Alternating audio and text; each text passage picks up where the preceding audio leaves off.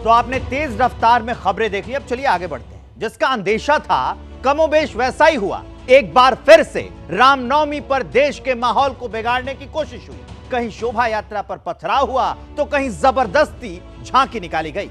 हम आपको 3 तस्वीरें दिखा रहे हैं। महाराष्ट्र के संभाजी नगर में, गुजरात के वडोदरा में और पश्चिम बंगाल के हावड़ा में हिंसा हुई। हावड़ा में जमकर आगजनी हुई।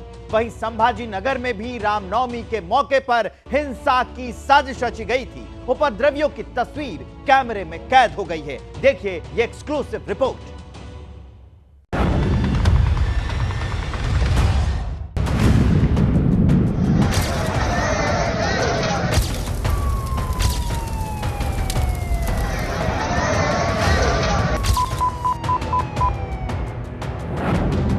तस्वीरें थोड़ी धुंधली है, मगर आधी रात को औरंगाबाद के अमन को आग में खाक करने की साजिश का ये चीखता हुआ साक्ष्य है। जज्बातों के दहकते अग्निकुंड में देश को झोंकने की कोशिश का प्रमाण है। आग है, चीख है और बिखरे हुए पत्थर हैं जो शांति व्यवस्था को लहूलुहान करने के बाद पड़े हुए हैं। ये दृश्य तब का है जब हिंसा खत्म हो गई। खून बह चुका था, पत्थर चल चुके थे, आंसू गैस और लाठियां चलाकर पुलिस दंगाइयों को भगा चुकी थी।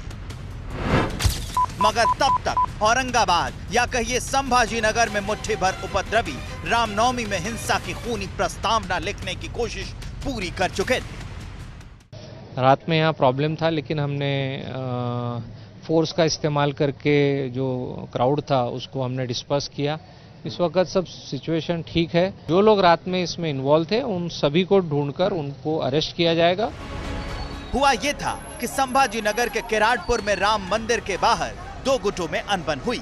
देखते ही देखते बहस सांप्रदायिक हिंसा में तब्दील हो गई। जान बचाने के लिए कुछ लोगों को मंदिर की ओर भागना पड़ा। पुलिस पहुंची, पुलिस की 13 गाड़ियां जला दी। बमबाजी की भी खबर है। पुलिस ने 12 राउंड फायरिंग की। हालांकि कुछ ही घंटे में पुलिस ने हालात को काबू कर लिया। बताया जा रहा है कि ये सब कुछ अचानक हुआ। संभाजी नगर में जो परिस्थिति रात में तैयार हुई थी, अब उस पर काबू पा लिया गया है।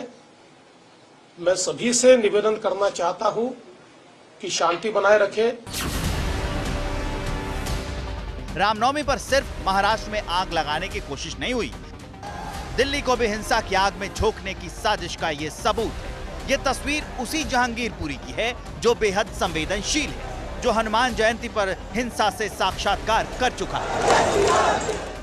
तो रामनवमी यात्रा लेकर जहांगीरपुरी से इस वक्त लोग निकल रहे हैं। सीधी तस्वीरें मैं आपको ग्राउंड से दिखा रही हूँ, जहाँ पर आप बड़ी संख्या में लोगों को देख सकते हैं। हाथ में इनके झंडा देख सकते हैं और ये झंडा लेकर पुलिस ने परमिशन नहीं दी है, बिना परमिशन के ये लोग यात्रा निकाल रहे हैं और ये आपको तस्वीरें नजर आ रही है।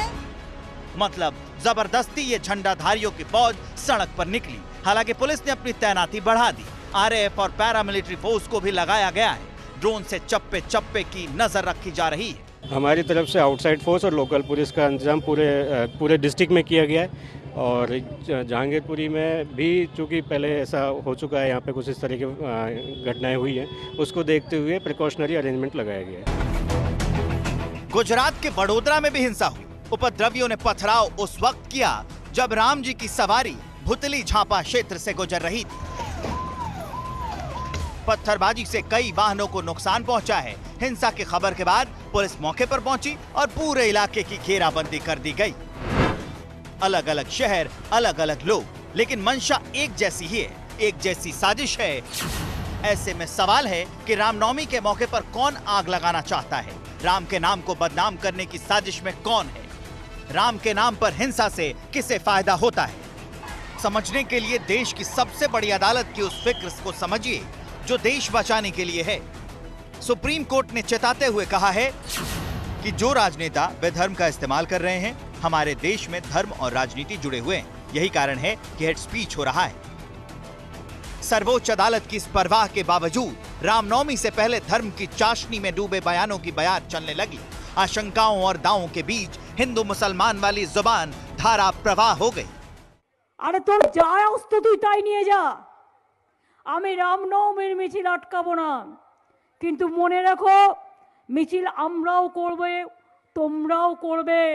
রমজান মাসও চলছে, রোজার মাসও চলছে। একটা মুসলিম এরিয়ায় গিয়ে হামলা করলে মনে রেখো তার বিরুদ্ধে আইনত পদক্ষেপ নেবে। मिছিল मीटिंग করার তোমার অধিকার আছে। पूरा देश में राम है, लोगों का मन में राम है। यहाँ राम बोलने से उनका जेल में डालते हैं, इसलिए लोग डरते थे। आज कोई नहीं डरता, रास्ता में उतर करके जय श्री राम बोलते हैं। कोई संस्था खतरे में नहीं है, इनकी अस्तित्व खतरे में है। जो भ्रष्टाचार करके सरकार चलाते थे, पार्टी चलाते थे, उनका समय आ गया है।